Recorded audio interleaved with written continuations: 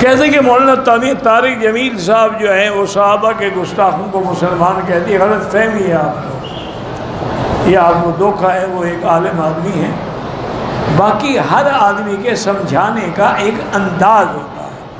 وہ تبلیغی جماعت کے بزرگ ہیں، ان کا کام ایسا ہے کہ وہ بالکل آرام سے ہر چیز برداشت کرتے کرتے کرتے کرتے اصل اس بندے کو الحمدللہ پھر پٹڑی پہ لے آتے ہیں۔ یہ سب کا ایک طریقہ ہوتا ہے،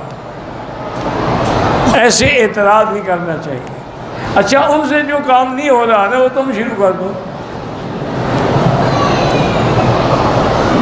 ایک اللہ والے کی خدمت میں ایک شخص گیا، انہوں نے کہا جی مجھے ماں باپ پکڑ کے لائے ہیں مرید ہونے کے لیے، میں تو نہیں چاہتا، میں تو دنیا دار شرابی شبابی کبابی آدمی ہوں، اب میرے ماں باپ نے مجھے مجبور کر دیا ہے تو میں مان گیا ہوں کہ بیعت کرتا ہوں، لیکن حضرت میری شرط ہے بیعت تب کروں گا کہ آپ مجھے اجازت دیں کہ میں زنا بھی نہیں چھوڑوں گا، شراب بھی نہیں چھوڑوں گا، اس کے بغیر میری گزارا ہو ہی نہیں سکتا، مجھے ہر رات ایک عورت بھی چاہیے، شراب بھی چاہیے۔ حضرت سمجھ گئے کہ بگڑا تگڑا آدمی ہے، اس کا علاج کرنا پڑے گا، تو حضرت فرمایا اچھا بھائی اگر آپ کی ایک شرط ہے تو ایک شرط فقیر کی بھی ہے، ہم تمہاری مانتے ہیں تم ہماری مان لو۔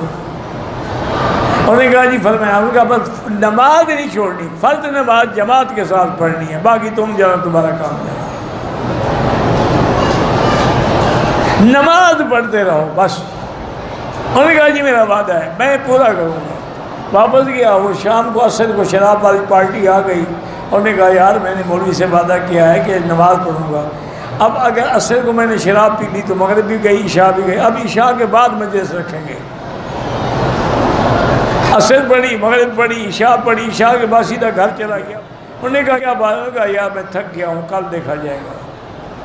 اسی دن سے شراب بھی چھوٹ گیا اور شباب بھی چھوٹ گیا۔